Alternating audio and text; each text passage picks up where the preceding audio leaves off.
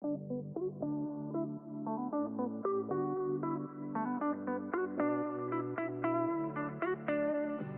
to the Everyday Five podcast.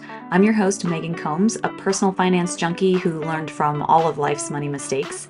Come with me as I explore the incredible stories of those on the path to financial independence. Plus, I'll teach you how to start your own journey. Are you ready?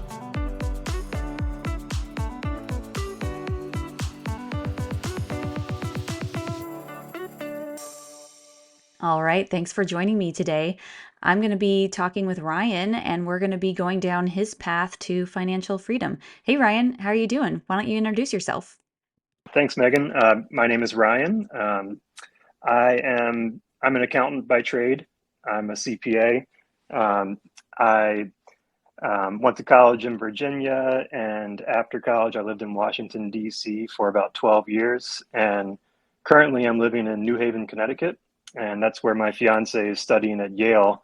She's doing a nurse practitioner degree. And yeah, I guess as a career, I am an accountant. I'm a CPA, but also a real estate investor. It's a kind of a side hustle of mine that I've been doing for many years now, and that's my main strategy that's put me on my FI journey. I don't have my own practice. Actually, my specialty is not-for-profit accounting. Yeah, I work directly with not-for-profit organizations as a member of their staff, and yeah, that's kind of my niche. I used to do taxes, and I used to have nightmares about taxes, and so I quit doing that. Yeah, but that sounds really interesting that you do it for nonprofits and not-for-profits. What are, like, you don't have to give us names, of course, but what kind of organizations do you work for? Well, I used to work in public accounting at a large, CPA firm, and we had a bunch of different clients that were not-for-profits of different sizes. One of them was National 4-H Council, like the 4-H clubs. I used to work for them, and various other ones like trade associations or unions. In Washington, D.C., there's a plethora of not-for-profit organizations. So my firm back then had tons of business, but I left that firm about 10 years ago, and since then I've worked in for individual not-for-profits, and my most recent one was a membership association that's in the library industry, like higher education and libraries. Wow, that's incredible, and exactly what five people would want to hear, because we are all about the local libraries, right? So thank you I love for libraries. keeping them alive and helping them with their taxes, and hopefully finding ways for them to save some money on taxes. hmm Great. So, what drew you to financial independence, and how did you first get introduced to the movement? Yeah, so I think I've always had that mindset. Um, and like before I even knew what financial independence was, like as a concept or a community, um, I've kind of been frugally minded my whole life and a little bit entrepreneurial. And I think a big milestone was reading the book Rich Dad Poor Dad. I read that when I was like 24, a couple years out of college, and the whole concept of accumulating your savings to purchase income producing assets like really resonated with me, like working for your money and then using your money to work for you. And then I actually remember specifically finding the FI concept in the community. It was very randomly. I was at my cubicle at work, and it was about 8 years ago, and at that time I was doing a renovation on my house. I was house hacking, and I was trying to build out my basement into a separate apartment to rent. And I was just Googling like how to tile a shower or something, and one of the first hits was a Mr. Money Mustache article, and he's people call him the Godfather of Fi. Um, he retired when he was 30, and he does a lot of renovation work, so he writes about that stuff on his blog. And so I read that article, and then I was like, okay, Mr. Money Mustache, what is this? So I, read a bunch of his articles, and then I just got hooked. I got hooked.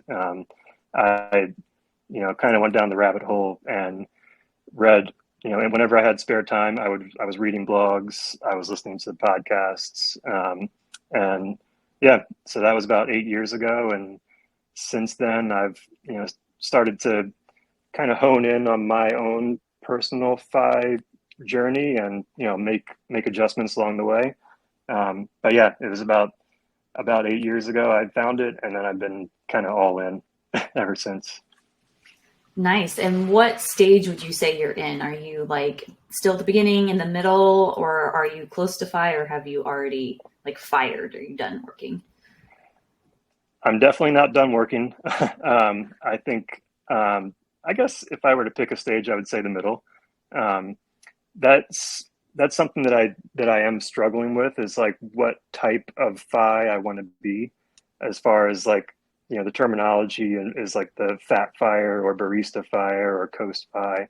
Um, I'm still trying to hone in on what those goals are for me, and I think that over time they're going to adjust. Um, but yeah, I'm very much still on my FI journey, and yeah, I think it might be many years in the future. And which one of those versions of financial independence are you leaning towards right now? I think, I mean, I feel like fat FI is a good one to strive for. Just to have total no worries about money. But you know, I guess it just depends on what life throws at me, and if there's an opportunity to live barista-fi and have a certain amount of your lifestyle supported by your investments, and then a certain part of your lifestyle supported by a barista type job or a part-time job, then I would definitely be interested in going down that path. So um, I think, yeah, I'm striving for Fat Five, but open to anything along the way. And I think that's the beauty of Fi, is that I think we all pursue it for the options that it could give us. Yeah, I agree. And I also think the beauty of our community is that we think outside the box. So there's not that many people who are in traditional personal finance who would even consider something like Baristify, right? And the fact that you could save up enough to the point where you just work a part-time job and that's all you need because your expenses are so low and your investments are so big that they will grow to what you need by the time you start withdrawing. And that's kind of what I want to do personally, is like that, you know, a little mix of Coast versus Barista Fi. I like both of those. I think those are very related. So, but yeah, Fat Fire would be nice. I think it's Yeah, it would be for me. nice. Yeah, for me, I really want to stop working. So I would prefer. I think Barista Fire would be faster than Fat Fi, and so I think that's why I just I'm not going to go there. Yeah, and Is then when you reach barista-fi, then you can that'll be in the future, and then you can reassess and decide if it's worth it for you personally to keep on striving for Fat Fi, or maybe that's the destination where you want to pull the plug on the 9 to 5. And it's just so hard to tell, because who knows what life's going to throw at you in the future. Yeah, that's very true. And so that actually leads me to my next question. What's your why of FI? Why do you want to reach financial independence?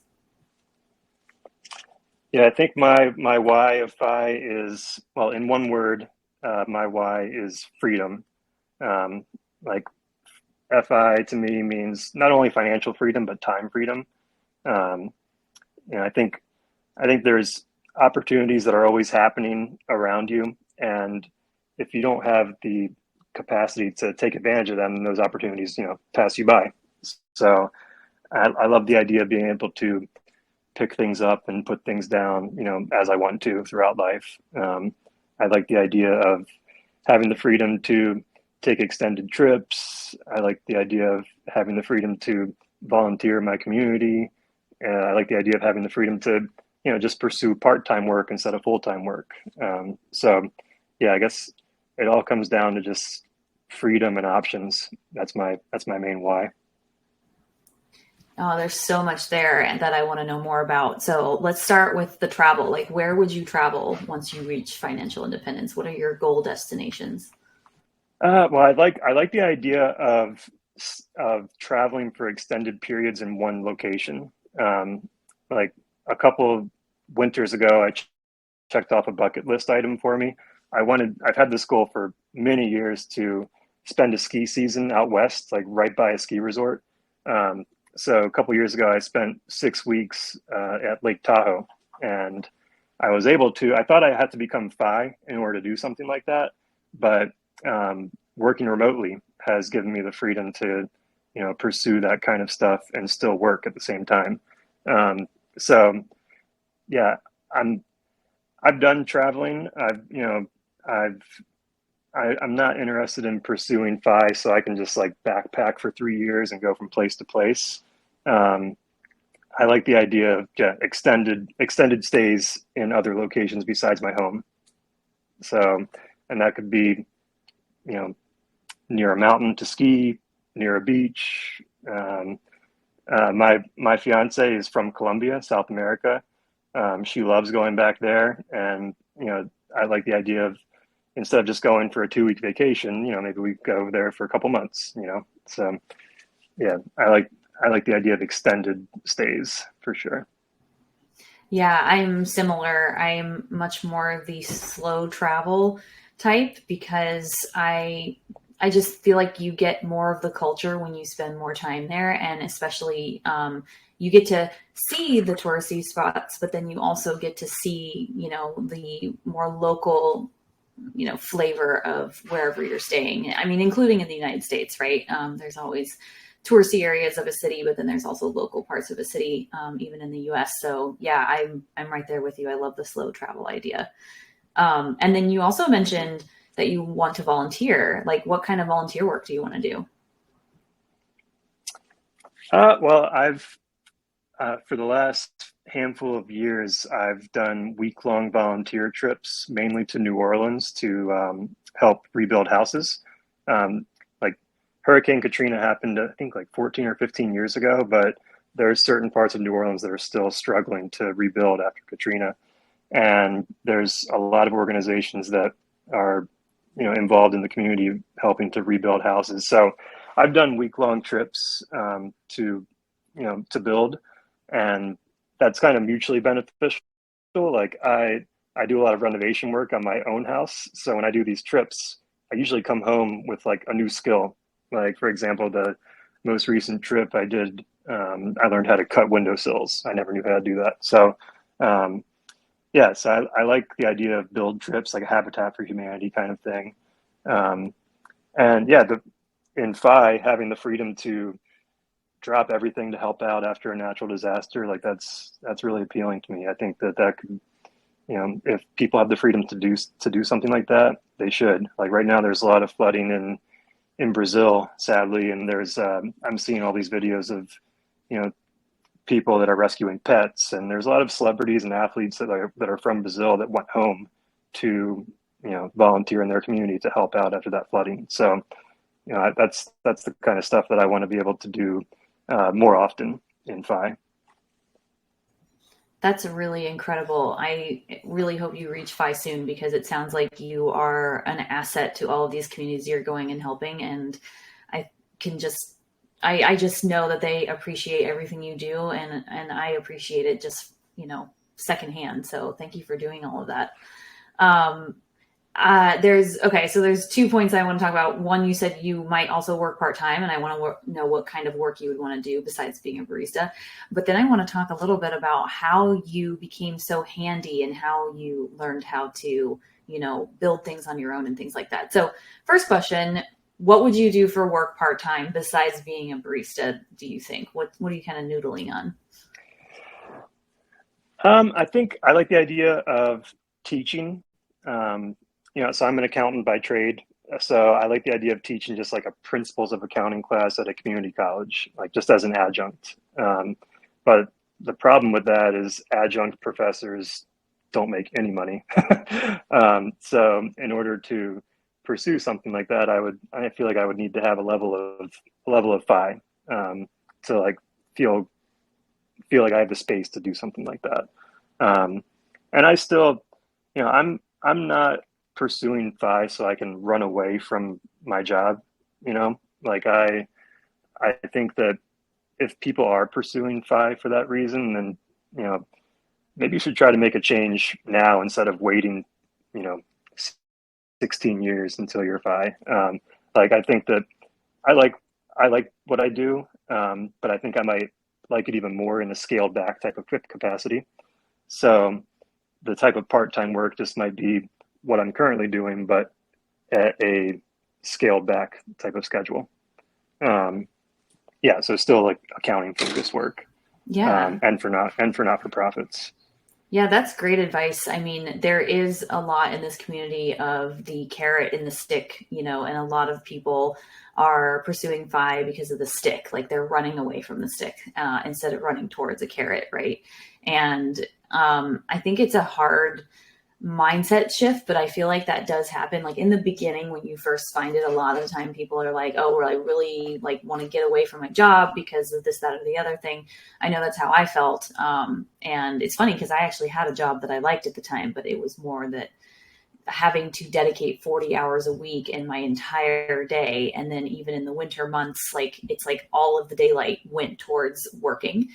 That was why I was like, I want to pursue financial independence. But now it's more, it's a similar theme, but it's more that I want the time freedom to do things that just don't make me money. Like planting plants in my garden doesn't make me money, and going, and hanging out with my mom and her dogs at her cabin and going, kayaking, that doesn't make me any money. But those are the kinds of things that I want to do with most of my time. And so I think it's starting to shift for me. And I think that that's a really great mindset shift for the rest of the audience and the rest of our community. So yeah, thank you for that advice. I think that like people might love what they do, but just like anything, if it takes up all your time and all your energy, that love that you have for that thing will go away.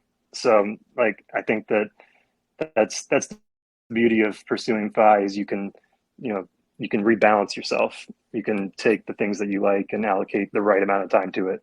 60 hours a week doing something that you used to, that you love will take the love out of it real quick. Yeah, I mean, that's why I think a lot of people sometimes don't start their own businesses because they're like, well, I don't want to make something that I'm passionate about and that I love into work because then I'm going to start to hate it. And, Right. I actually worried about that when I started a Latte Money, but I love it. Great. So, okay. So now I want to know about how you learned how to do DIY work on your own homes and everything. Like, did you grow up doing that? Did you just want to teach yourself? Like, well, how did you learn that and why? Yeah, I guess it's a combination of things. I started working when I was 15, like summer jobs, and my first job was in construction. My uncle was a general contractor in my hometown, and I would ride my bike to the job sites and spend the day just trying to help out wherever I could. And a couple summers later, I ended up working with specific uh, two specific guys who did tile. So I learned the trade of installing tile in kitchens and bathrooms. Um, and and then I got obsessed with that show, like Flip This House and all those shows on HGTV. I love the idea of buying a property for cheap and using sweat equity to improve it and then sell it for a profit. And as soon as I could, once I started working, I purchased my first home, which was a fixer-upper that needed work. And so I, relied on some of the skills that I already had, and then also YouTube. YouTube University. You can learn anything on YouTube. So it's a combination of stuff that I've done in the past, and then just kind of figuring out as you go. That's incredible. And yeah, I am a student of YouTube University myself. I was able to change out a sink faucet because YouTube helped me.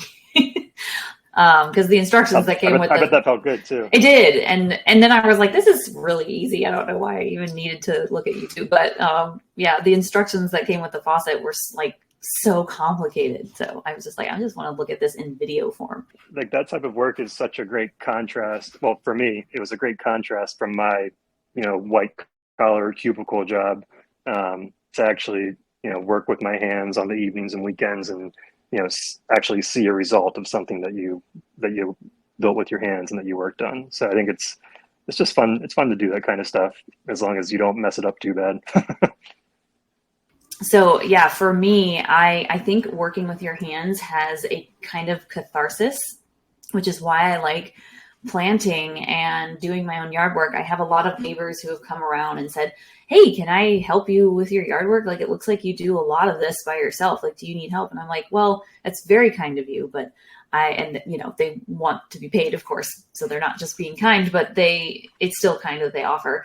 And I'm like, no, I love getting my hands dirty. I think the only bad part about my garden is that it has, poison ivy, and sometimes I get poison ivy attacks. But other than that, I love getting my hands dirty and digging those holes and planting the plants and seeing them grow and seeing them flourish and seeing all the bees and pollinators like all over my garden. Like, I love it, and it's just, I'm like, I did this with my bare hands, and it's just, I love it. I don't know. I don't think I could do it all day, but definitely, like you said, getting away from the desk or the cubicle, where you're hunched over and you're sitting all day.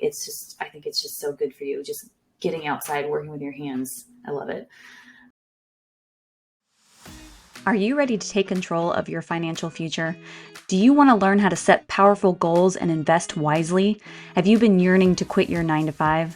Then my workbook, Your Journey to Freedom, is for you. This workbook is your roadmap to financial success. Whether you're a seasoned investor or just starting out, it's designed to help you define your goals, create a plan, and take action towards building wealth. Inside, you'll find practical exercises and tools that help you identify your short, medium, and long-term financial goals, develop a personalized investment strategy tailored to these goals and your risk tolerance, and track your progress and stay accountable to your financial objectives. Plus, there's bonus content like a quiz to test what you've learned and a budget worksheet. With easy-to-follow instructions and insightful prompts, this workbook will empower you to make confident decisions and stay focused on your financial journey. Don't let another day go by without taking charge of your financial life. Invest in yourself and your future with the Your Journey to Freedom workbook. Order now and start turning your dreams into reality. Visit my website at alatemoneyinvesting.com/guides to get your copy today and start your journey to financial freedom. I want to move to the next topic. What does reaching financial independence look like for you? So, for example, like what's it going to be like on the other side? What does like a Tuesday look like for you on the other side? I think a Tuesday for me would be going to Costco and not doing it on the weekends. um, yeah, Costco on Saturday and Sunday is rough. So I'm looking forward to eventually doing those Costco trips on Tuesdays. But as far as what it looks like on the other side, it's just so hard. It's so hard to tell because that's far in the future, and it's hard to predict what life would look like. And but either way, like pre-fi or post-fi, like I don't envision my life being dramatically different. I think that I would still be doing the things that I want to do, maybe just at a higher rate post-fi compared to pre-fi. And I think the main difference is that the decisions that I would make on what I would do and how I would spend my time wouldn't be influenced by money. That tends to be with us on our pre-fi journey. We have to work for money. You have to exchange your time for money. So post-fi, hopefully that's something that's taken care of, and you can go through life and decide what you want to do, and not have money be a factor in that decision making. So I don't have specific plans on what post-fi would look like for me. I just think I would hope it would be similar to my life now, but just maybe a few tweaked in a few areas that create more happiness and maybe a more sense of fulfillment. Yeah, but that's actually quite wise of you, because I feel like a lot of people who are pursuing like FIRE, so the RE part of financial independence, they cut their lives down in such a way that it's so detrimental to like their happiness, and they're depriving themselves over and over and over again. And I think what they forget is like, sure, you might now be at like a 50-60% savings rate, but you do realize once you reach the RE part, you have to continue living that way. And if you are able to build a life that you love to live today and then save for that life and not change it much like you are, that's where the money is. That's the gold of life. Like, you're already happy.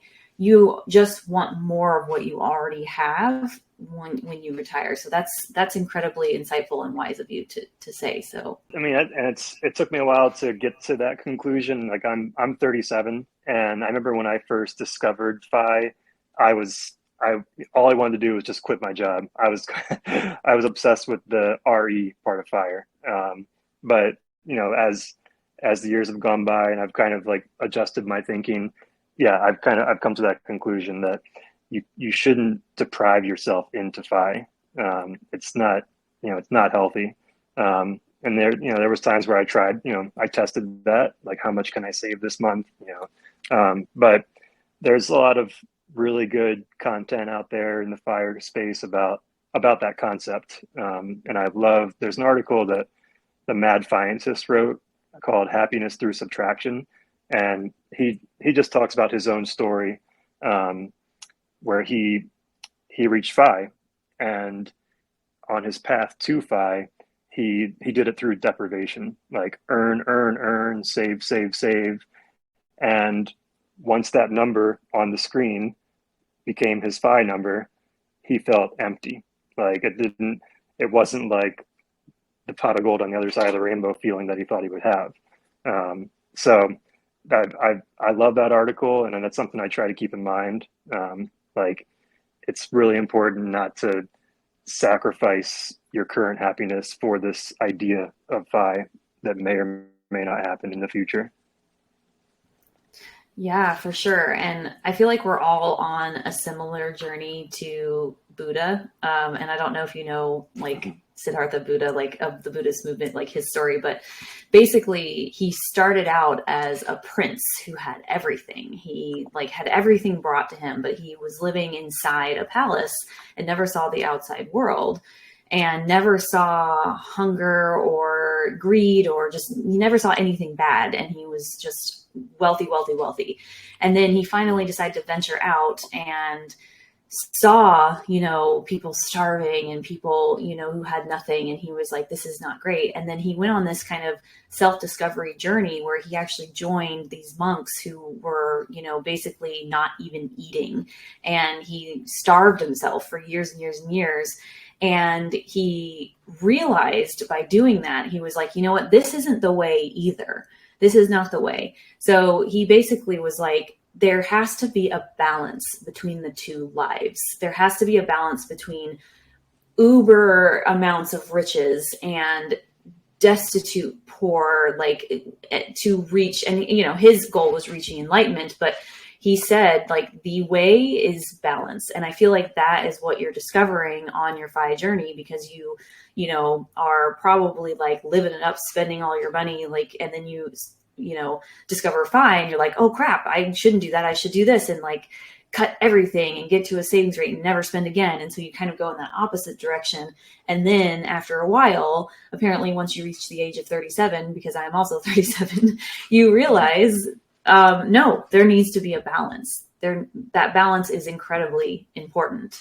So yeah, anyway, that's just a little lesson. Yeah. I used to work at a Buddhist museum. So Oh, very cool. Go ahead. Yeah, I actually I love that story about the Buddha. And in Buddhism they call it the middle way, and it's you find enlightenment in the middle way, like the point between luxury and deprivation. And I think you can easily make that connection to FI. And yeah, like depriving yourself of everything is, that's a quick way to make yourself sad and miserable. And then, indulging in everything, that's a quick way to spend all your money and never reach FI.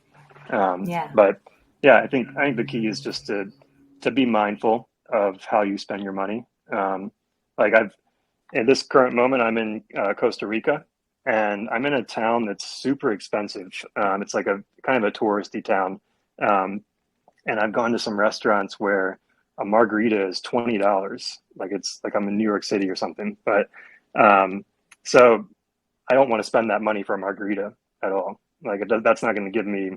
I'm not going to feel good about that. But on the other hand, there's a yoga retreat or yoga resort called Bodhi Tree, and they have $20 yoga classes. And so, like for the same $20, I could get a margarita or I could do a yoga class. They're both pretty expensive, but um, I've chosen the yoga class a few times on this trip, and that just for me personally, that's what gives me more joy on spending that $20. And for other people, it might be having that margarita. So yeah, I think the key is just to be mindful of how you spend your money and the feeling that it gives you. Yeah, for sure. And that is such a great way of showing the choices we all have to make with our money and to make sure that the choice we're making in the moment is truly what we value. Like you understood yourself so well that you were like, this margarita, this $20 margarita is not going to make me happy, but this $20 yoga class is going to make me happy. And even though they're the same price, you knew which you wanted to pay money for it, but you knew which one was going to be the one that spoke to you. And I think that that's so great. And I wish that there were things in life that were that clear cut sometimes, like, oh, these two options are in front of you and they cost the exact same thing. What do you want to choose? Like, it's not quite that easy, but if we can still adopt that mindset of like, is what I'm about to spend this money on really what I value in life? Or am I just spending it to get that dopamine hit? Or am I spending it because I feel social pressure to drink a margarita, or whatever? If we can kind of get around that and get outside of that and think outside the box, then I think we'll not only be happier, but we will also save money. And then this money that we are spending, we're spending it on, making ourselves happy and things that we value. So I love that. Thank you for sharing that. Let's switch to the strategy you're using to reach financial independence. Are you, investing in the stock market? You mentioned earlier that you do real estate investing as well, but do you also have a business? Like, is it just real estate investing? Tell us a little bit about that. Yeah, so my strategy is heavily into real estate, and but my strategy is it's always evolving as I learn more and more about um, other people's paths on their FI journey. Like starting out, I wanted to acquire 1,000 rental properties and then just pull the plug and live off the rental income. But I've kind of adjusted my thinking, and at this point, I have 6 rental properties, and maybe I'll get a couple more, but later in life. But I'm not, I'm not obsessed with the idea of becoming a real estate mogul the way I used to, because all those things do take up space in my brain. And if you don't have good property management, or if you don't have property management at all and you self-manage, they can definitely create a lot of stress. And one of the main reasons I'm pursuing FI is to reduce the stress. So yeah, I'm heavily into real estate for like as far as rental properties, and then flipping. I've done 3 live-in flips over the last 10 years, where I'll buy a place for cheap, and relatively cheap based on the market, and then I'll live there as I'm renovating. And if you live somewhere for 2 years as your primary residence, when you sell, the profit up to a certain amount is tax free. So I've done that kind of snowball of flipping houses 3 times, and that's created a nice chunk of cash to invest in the stock market. So that's kind of my strategy that I'm working on now, is getting more into the index fund investing and diversifying from real estate. I'm trying not to have all the eggs in one basket. I want to have real estate, and I want to have the index funds and paper investments to both fund my fire. So that's what I'm working on at the moment. Yeah, nice. And do the 6 properties that you own, did you buy them with loans? Did you buy them in cash? Because it's interesting. A lot of the times, the people who make profit off of their real estate, they put it back into the house to like pay it down, but you're putting it in the stock market. So I find that really interesting. And so I'm curious about how you bought these homes. They all have loans. Yeah, and it really was, one property at a time. Um, I I bought my very first property when I was 25, and I used all the cash that I had at the time, and it was like $10,000. That's all the money, and I spent all of it on the down payment and closing costs to um, buy a little condo in Washington D.C. And that's kind of been the genesis of all my future purchases. Like this condo has since doubled in value, and I've taken out a home equity line of credit where I can draw from the equity in that property to pay for renovations or down payments for other houses. Um, so yeah, I've once I bought the first place, a handful of years went by, I bought the next place, and currently I have 4 doors that are in the same building. I live in a 4 unit multifamily, and I'm house hacking. So I live in one of the units and I rent the other 3. So yeah, I just moved into that a year ago, and it's been a fun adventure being a live-in landlord. But those are my 6 doors, and they all have mortgages, and that is something that I struggle with, is the concept of, should I use excess funds to pay down the mortgage, or should I use it to just accumulate savings for the next purchase, or should I, invest it and let it sit until I want to retire and draw from it? So those are things that I'm constantly trying to learn about, and there's a lot of different voices in the fire space that would tell you different strategies on what you should do. So I think, and so what I've gathered is it really is a personal choice. Um, Unless you have like a 10% mortgage interest rate, then you should pay that thing down. But yeah, so I have decent rates on my mortgages, so I'm kind of letting them ride at the moment. Yeah, and that makes sense. And I agree with you that almost everything when it comes to personal finance is going to be a personal choice for you. And there are plenty of people who have an opinion. Everybody has an opinion about all of it, but you don't have to necessarily listen to them.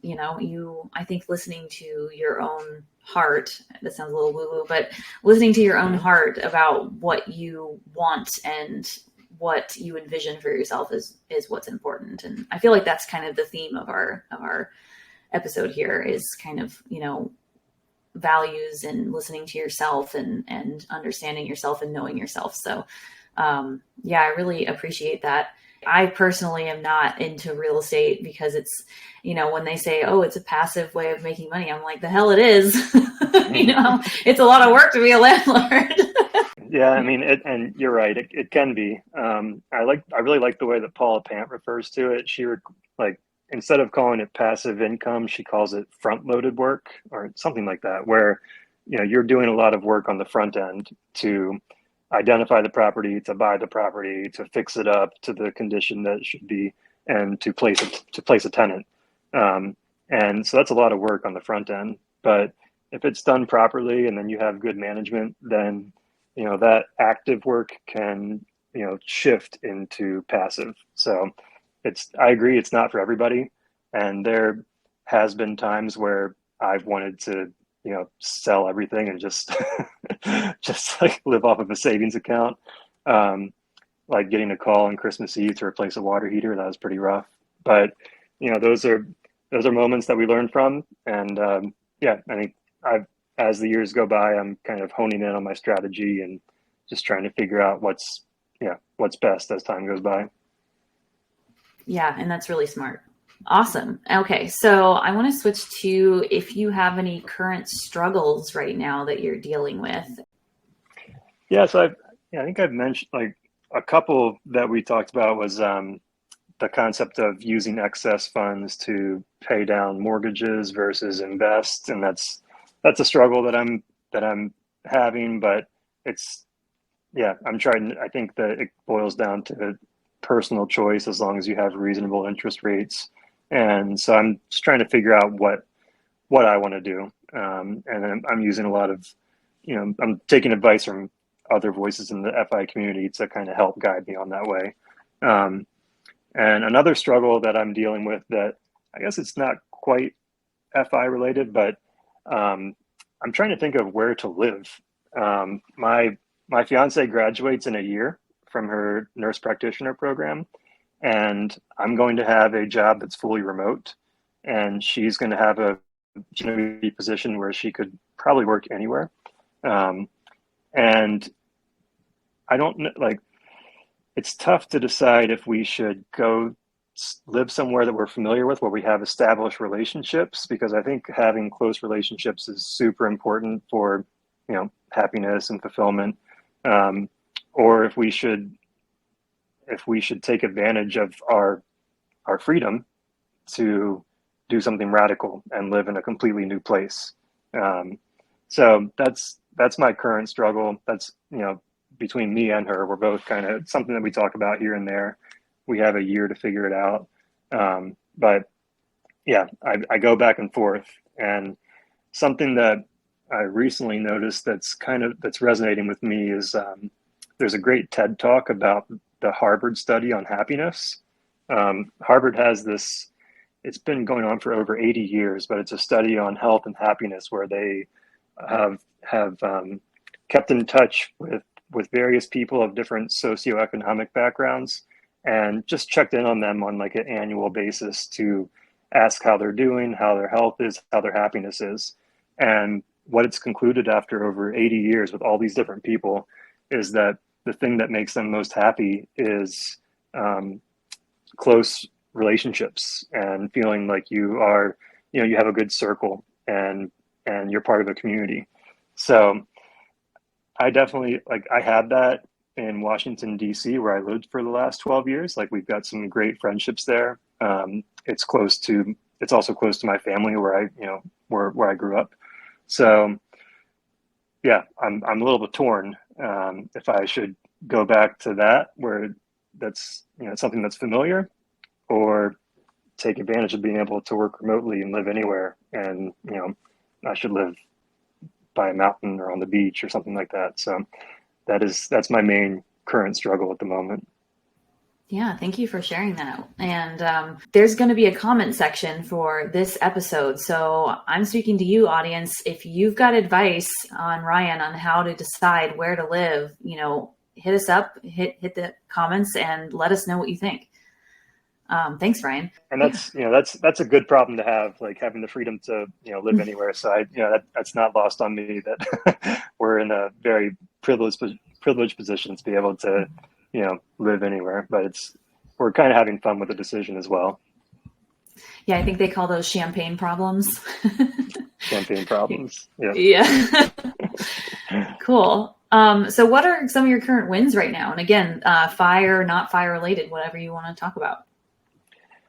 Yeah, so I think my current win that I'm at this moment is that I'm on a gap year from work, and I think it's definitely going to take away from my FI timeline. It's going to extend my FI timeline, but it's something that I thought about for a while, and I'm 8 months in on taking a gap year from work. I worked at the same company for 8 years, and post-COVID, the job went fully remote, and then I moved to a new city where my fiance is pursuing this degree. So it felt weird. I was a new person in a new city, didn't have friends, but I was stuck in my house in front of my screen all day working. So I felt like I needed to make a change, and luckily I had built up my savings from these house flipping projects that I've done in the past to fund a gap year. So it goes against FI, I guess, to spend down your savings before you're actually ready to fire. But I consider it a win right now, because I think it's been really healthy to take this time off.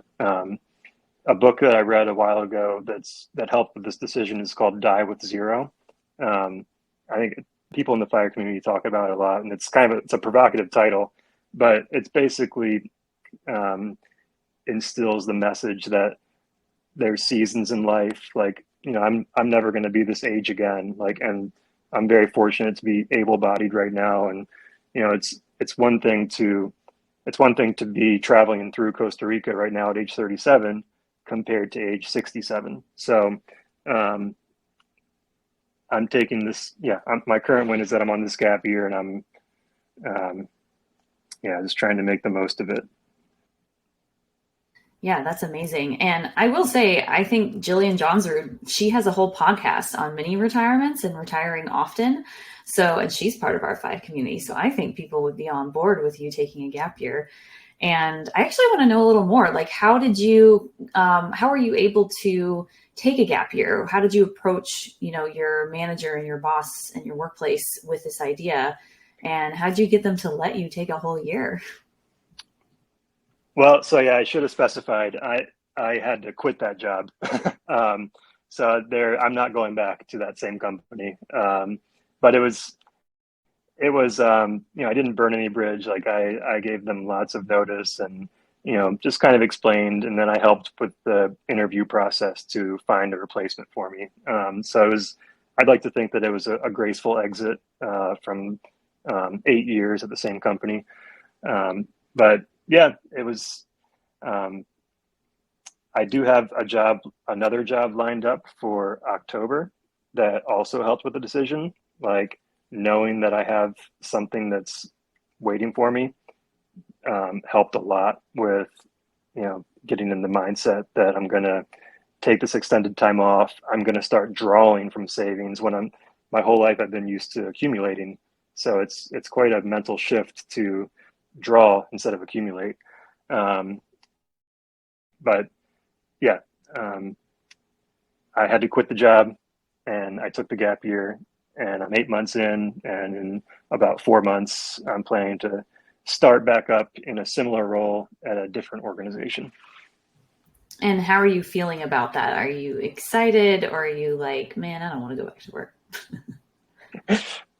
No, I'm excited because I'm familiar with the organization, and the person that reached out to me about the job is the current CFO, Chief Financial Officer, and she's been kind of a mentor of mine for many years, and we've kept in touch. And she told me that she's going to retire at the end of this year, and she wants me to replace her. So, and then we basically had a long phone call where I was trying to sell myself, and then she was trying to sell me on the company. It was a funny, like, selly like phone call, but she got me very excited about the organization.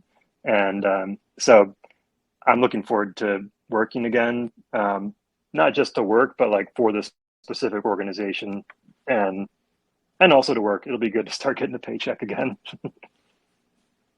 That's incredible. Well, I'm really excited for you to start that new job and replace her as, I guess, CFO. So that's, nice.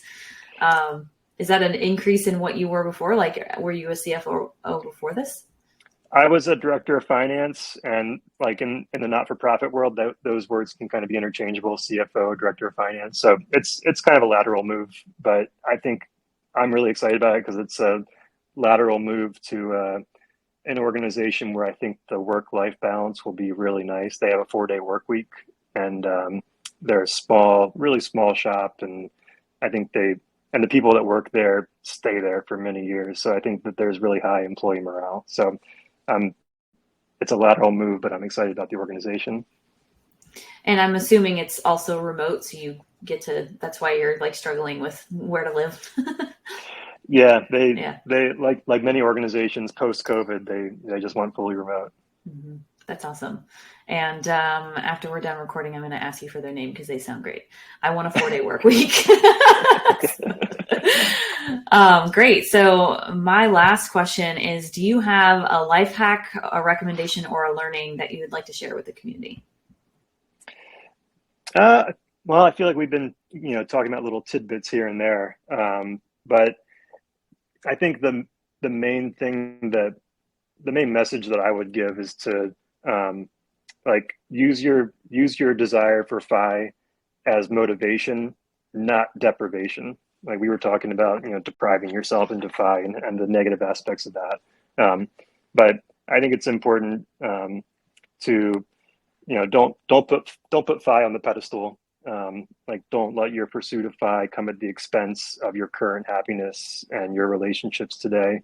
Like I've definitely gone through my own cycle with that of trying to save and say no to events and invitations so I would save money. But I think just to be mindful of your current happiness and to realize that if you're not happy today, it's not going to change once that number on the screen gets to the number that you want. So I think that's important to keep in mind on your journey. And if there's something that you're not happy with on your journey, don't wait until FI to make a change. Like life is short and all kinds of things in life could happen. So FI is a great goal to pursue and it's a milestone to try to achieve. But, I think it could be dangerous to think of it as just this like self-deprivation, like milestone, and everything on the other side is going to be all rainbows and flowers. Yeah, those are really amazing words of wisdom and a great place to end it. So yeah, thank you so much, Ryan, for coming on the show and sharing your story with us. It was a great journey. And and there's so many things I wish we could have dived into even more, like why you're in Costa Rica, but I'm really happy for where the conversation went. So thank you so much for being here. Well, thank you very much for having me. Great talking to you. Thanks for listening to the Everyday 5 podcast. If you're loving the show, here are some things you can do. Number 1, check out the episode's podcast page on my website, alatemoneyinvesting.com/everyday5podcast. Don't worry, I'll put it in the show notes. You can listen to the episode and leave comments for myself and the guest. Number 2, if you're interested in sharing your own financial independence story, you can fill out the form on my website's podcast page. You'll find it at the bottom of the episode list. Number 3, subscribe in your favorite podcast player and share it with your friends and family. Also, feel free to leave a review. I love hearing from you. And number 4, if you want more of my content, follow me on Instagram at alatemoney, where I post daily insights on how to reach financial independence. See you next time as we continue to go down the path to financial freedom.